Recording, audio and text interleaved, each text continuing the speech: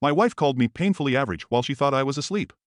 She told her lover I was just a waiting room until she found a high-value man. I didn't fight. I let her leave for the guy with the Ferrari. What she didn't know: I'd spent 7 years building a private equity empire. 6 months later, her new man defaulted on a massive loan. I didn't sue him. I bought his debt. She doesn't owe him her loyalty anymore.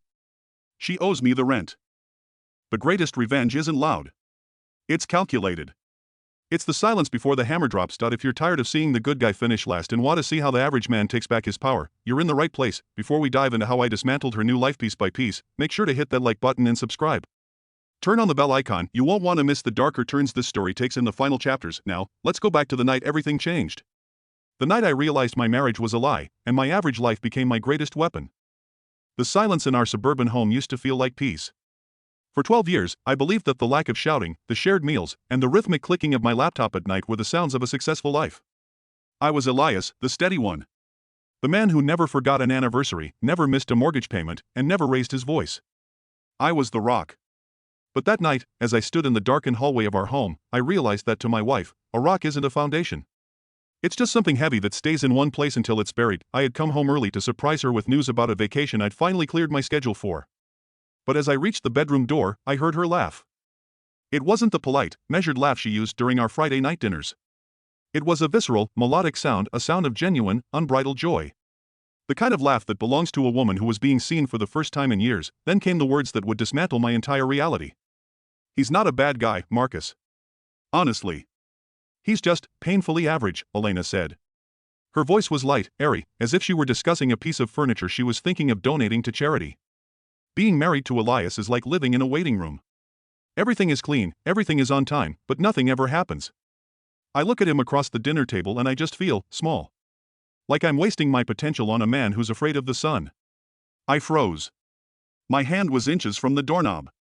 The Marcus she was talking to was a man I'd met twice, a lifestyle coach and investment guru who wore three-piece suits to coffee shops and spoke in hashtags. To Elena, he was high value. To me, he was a walking red flag. But hearing her describe me as a waiting room didn't just hurt, it felt like a physical weight on my chest. He has no ambition, she continued, and I could hear the clink of a wine glass. He's been at the same logistics firm for a decade. He's happy with his little 401k and his little lawn. He doesn't understand that a woman like me needs fire, Marcus. I need someone who isn't afraid to take the world by force. I feel like I've been holding my breath for 10 years, and with you, I'm finally breathing. I backed away from the door, moving silently on the carpet. I didn't burst in. I didn't scream. I went back to the kitchen, poured a glass of water, and sat in the dark. The irony was almost too much to bear. Elena thought I had no ambition because I didn't talk about it. She thought the logistics firm was my only source of income because I wanted her to feel secure, not overwhelmed. She didn't know that for 7 years, I had been the silent founder of Aegis Capital, a private equity firm that specialized in acquiring distressed debt. I wasn't just steady. I was wealthy beyond her wildest dreams. But I had kept it hidden. Why? Because I wanted to know that our love was built on something more than a bank balance. I wanted to be loved for the average man I was, not the empire I owned. I had my answer now. She didn't love the man. She loathed the stability he provided because she mistook it for stagnation. Over the next 3 weeks, I became a ghost in my own life. I watched the transformation happen in real time. Elena started dressing differently, shorter skirts, bolder colors, expensive jewelry she claimed were gifts to herself. She stopped looking me in the eye. When she did look at me, there was no guilt, no flickering flame of remorse. There was only pity. She looked at me the way you look at a dog that's too old to fetch. She started having strategy sessions that lasted until 2 a.m. She would come home smelling of expensive gin and a cologne that definitely wasn't mine. I stayed exactly the same. I kept the house clean. I asked her about her day with a pleasant, boring smile. I played the part of the waiting room to perfection. One evening, Marcus actually came to the house.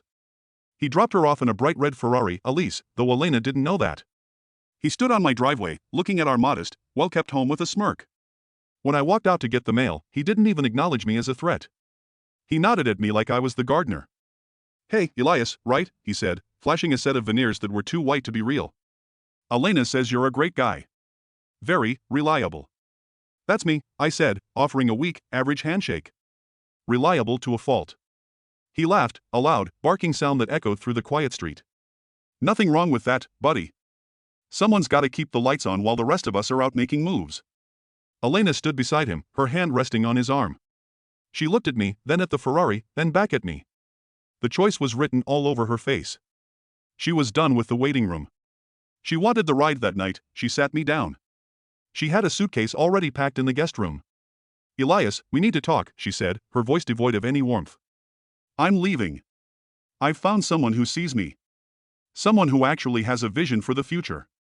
I can't stay here and watch my life turn into a suburban graveyard. You're a good man, truly. But you're just not enough for me." I looked at her, and for a fleeting second, I almost told her. I almost told her about the $40 million acquisition I had closed that morning. I almost told her that the logistics firm she mocked was actually a subsidiary of a holding company I owned.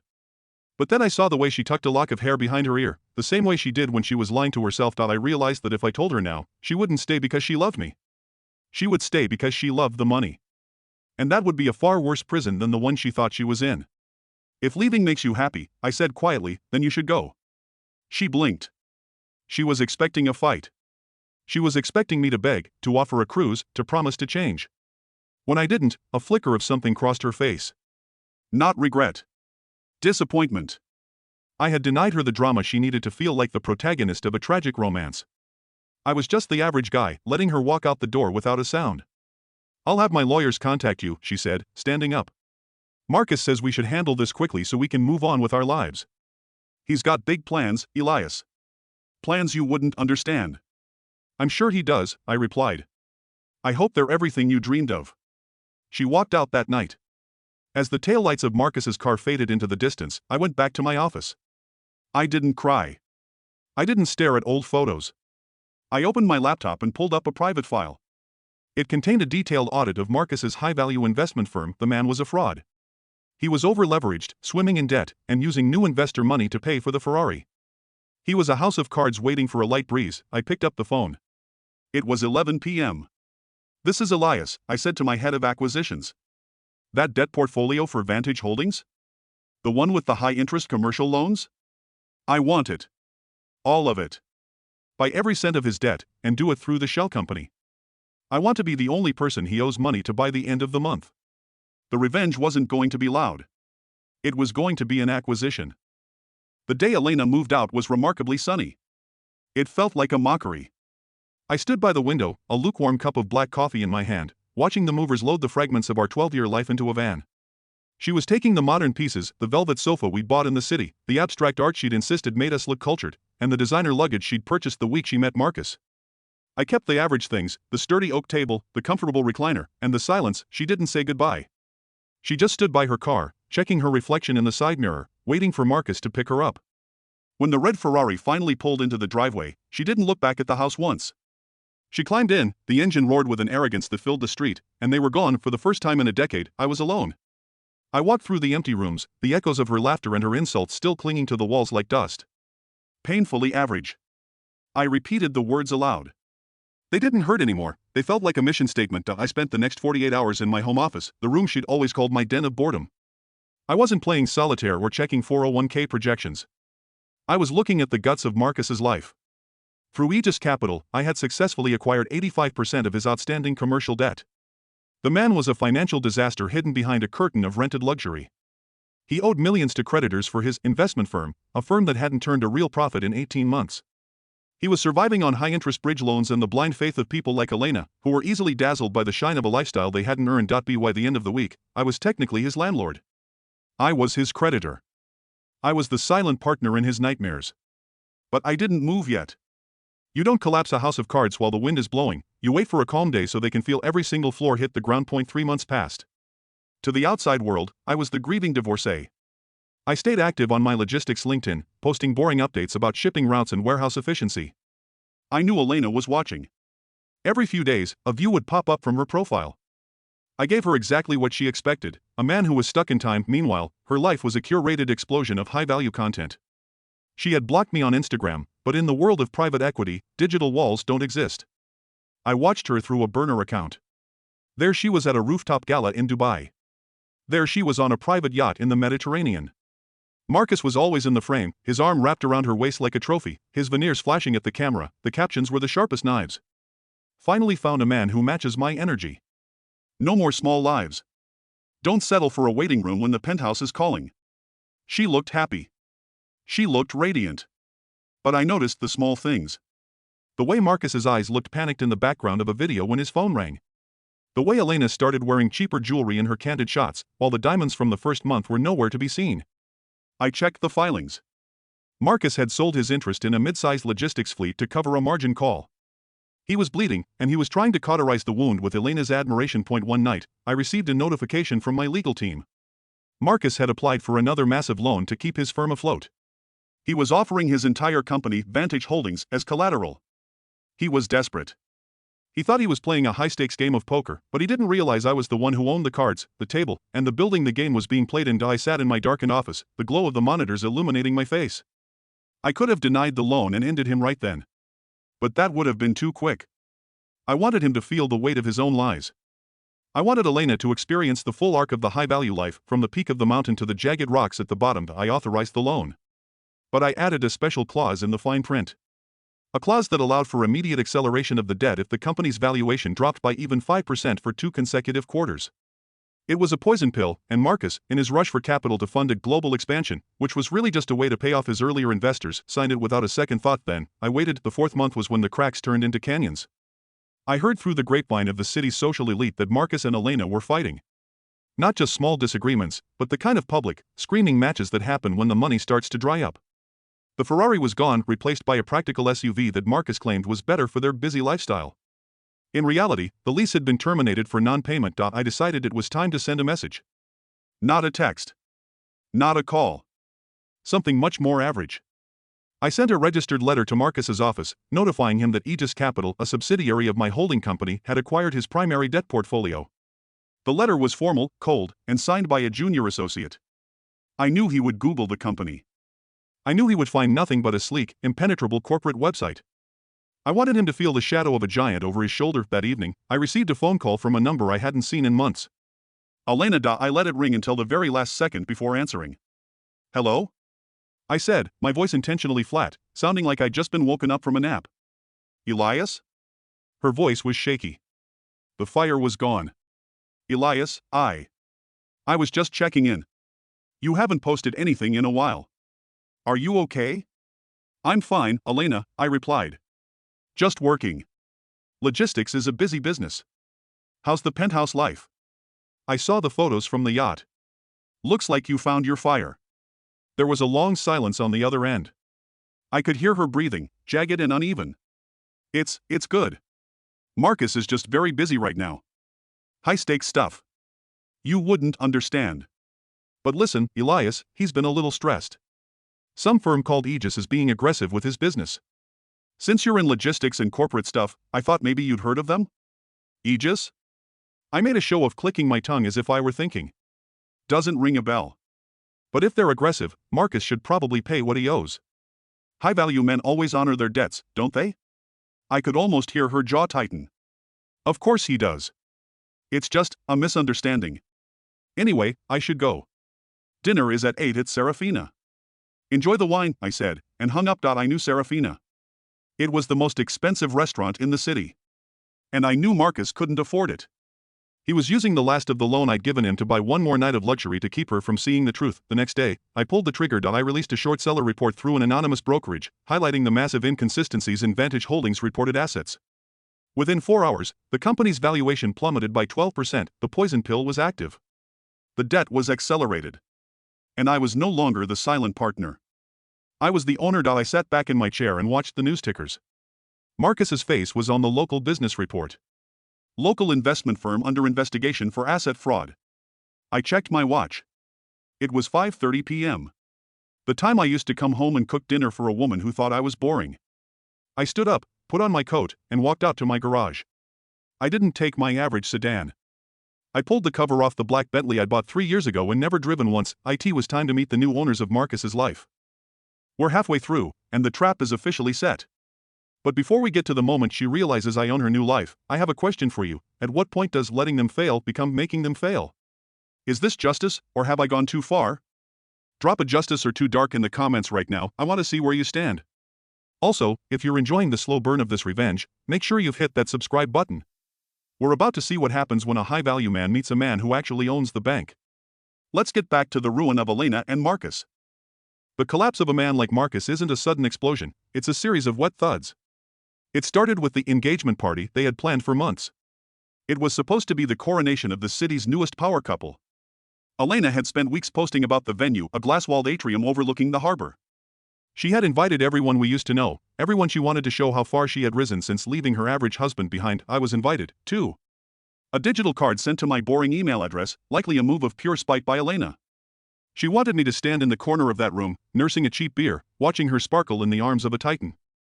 I didn't attend. Not because I was hurt, but because I had work to do. At 7 p.m., while the first bottles of vintage champagne were being uncorked at the atrium, I was sitting in a nondescript SUV parked 3 blocks away. I was on a conference call with the federal marshals and a team of liquidators.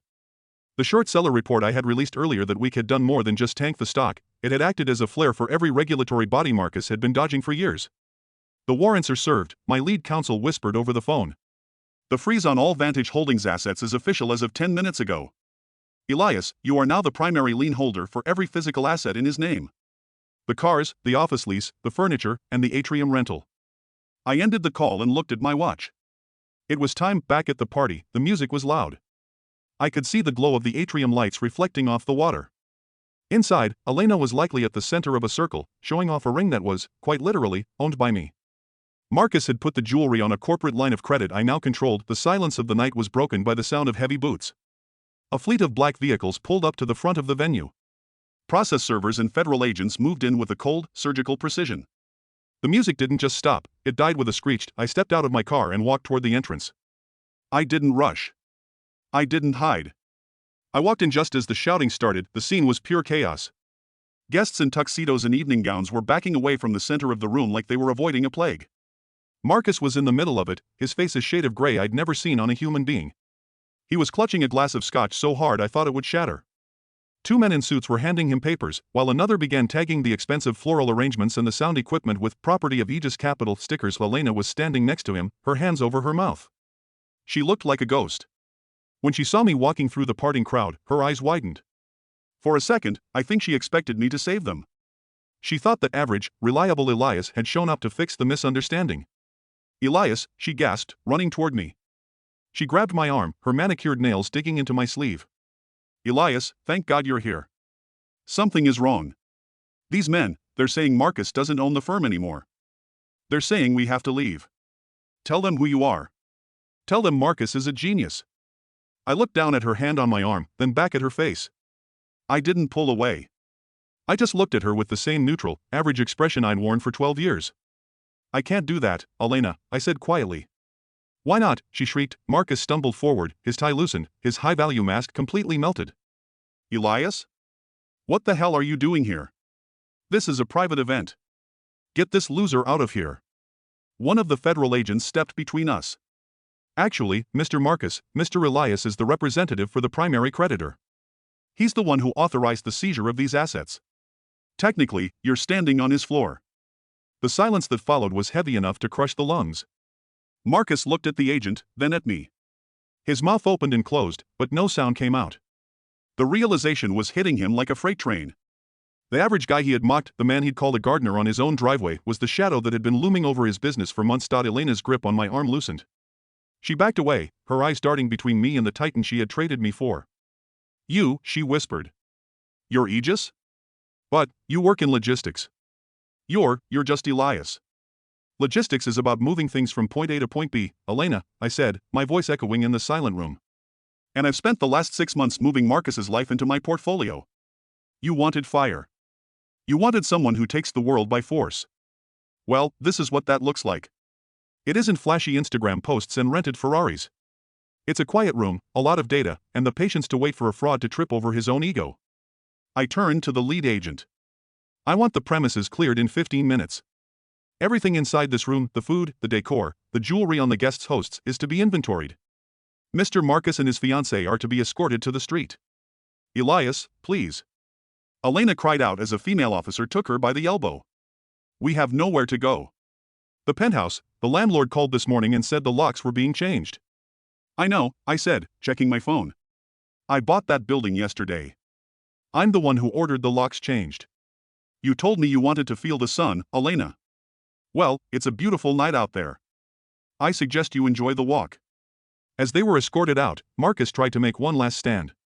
He lunged toward me, screaming about lawsuits and knowing people. The agents pinned him to the floor in seconds, his custom suit tearing under the pressure.